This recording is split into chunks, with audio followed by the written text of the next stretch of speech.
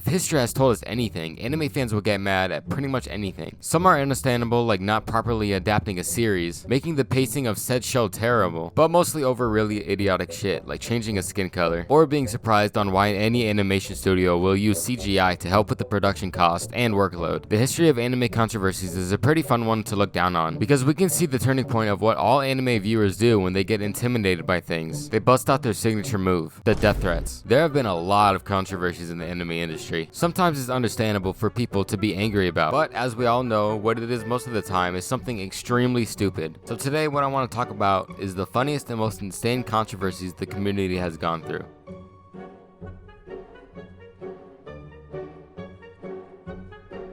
I wanted to start with one that had the most impact on us as a human race, and that is the Interspecies Reviewers controversy. Interspecies Reviewers is an adult anime that aired in 2019, with Funimation providing a simulcast of the show for the latter market. The show is based on a manga that takes place in a fantasy world where a group of guys decide to write reviews about sex with various monster girls in the world. All the girls they review work in brothels in various red light districts in the world. The manga didn't show any full scenes or even nipples. The anime does though, which led to it being heavily censored on TV and Funimation's stream service. They initially said it would be uncensored, but that was changed just before episode 1 aired. By episode 3, the show was so censored the entire scenes was just a black screen with subtitles and moaning. Funimation then dropped the show, erasing all traces of it from their website, followed by Amazon, who also had it. Fans of the show have been mad at Funimation since they went back on their word to release the show uncensored, and then got more pissed when it vanished from their site without any announcement. The company only giving a very vague excuse about the show falling outside their standards after a fan emailed them. The fans of the show were likely not even watching an official stream and instead looking at the uncensored footage from another streaming service and adding the official subtitles to it. Some were upset that people working for Funimation on the show, such as the person subtitling the show and the dub team, are now out of work. Most were probably more upset that they had to wait for someone to fan sub it before they can watch the rest. Some fans decided to review brigade the show's My Anime List entry to give it more attention as a form of protest. The moderators on Mao then started undoing all that to prevent it from getting review bombed even more. The decision appears to have been made without even informing the staff on the dub/translation team. One of the staff members only learned she was out of the job during an AMA she was holding when someone asked about it. It's highly likely it was canned by one of the higher ups in Funimation. Moving from one huge controversy to another, we have anime fans going apeshit on use of CGI in Attack on Titan. The CGI is generally regarded as being good. Some even think it's some of the greatest CGI they've ever seen. A loud minority, nevertheless, was determined to shout their heated opinions into the void. Unexpectedly, a lot of fans disliked the CGI, with some even comparing it to Berserk 2016. The CGI in Attack on Titan can occasionally be shaky, especially during the scenes with a lot of action. Most prominently though, seen in the Beast Titan sequences. With the exception of Beast Titan, all of the CGI is generally good and has a high fluid cinematic motions. You can sense the violent nature of their confrontations with other Titans and structures without any of their limbs feeling rigid during combat. People did act like they never saw Attack on Titan use CGI before. The previous seasons used plenty of CGI. First we have the Colossal Titan, or should we call him the CGI Titan. Then we have the Rias Titan, which is basically a giant pile of CGI trash balled up into a steaming pile of shit. And let's be honest, these two Titans look far worse than any CGI Titan in season 4. They also used plenty of CGI in the background scenery, especially during Levi vs Kenny squad. Now Attack on Titan was shit on a lot back then when it first released, but I think people got over it and stopped being babies about something they can't control. Next anime is quite a doozy. We're gonna be talking about Eromanga Sensei. Now just by the name, I know some of you guys are just cringing, but nonetheless, we must continue. From the very first episode, people knew that this anime was something else. Incestuous anime featuring lollies was nothing new, but there had never been an anime as explicit as this, featuring disgustingly good animation. Episode 2 wasn't much better since it featured a scene of Megumi Juni, a literal 12-year-old, talking about how much he loves sausages. And you know what I mean by saying sausages, I'm just not gonna say it because it is disgusting. And it just became worse from then on. Some of the highlights include the character Elf Yamada, a 14-year-old, being introduced naked.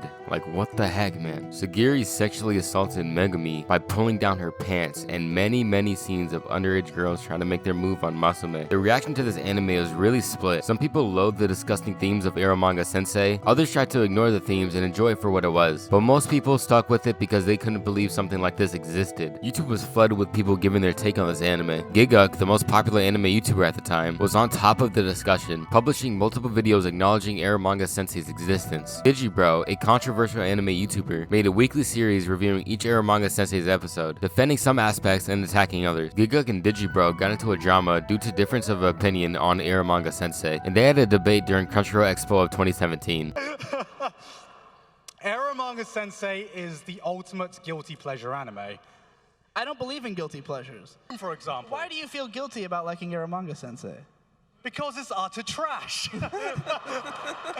The reaction of Reddit consisted of confusion and episode discussion threads on r/anime were a dumpster fire. Reddit also created the infamous "this show is trash and so am I" phrase that is still used when discussing the show. Eramanga Sensei got overwhelmingly negative reviews on anime scoring sites like MyAnimeList and AnyList. The anime aired for one season from April to June, 2 extra episodes released in early 2019, and that is the last we've heard of the Eramanga Sensei since. But we're not done yet, because with the anime being this controversial, it had real-life consequences to it. In February of 2020, an Australian senator talked about Eramanga Sensei, citing it as a reason to ban anime in Australia. The whole speech included references to other controversial anime like Goblin Slayer and Sword Art Online. Of course though, people laughed about the whole situation. They thought it was dumb and that Australia wouldn't really do anything. Well, Australia actually succeeded. In October 2020, Australia made a silent ban of importing of hentai and adult anime products from Japan. While not a complete ban on anime, the weebs were still mad at it. Many responses to this ban were made, with the video of the anime man getting the most backlash on Twitter because people stepping outside of anime fandom sphere discovered the video.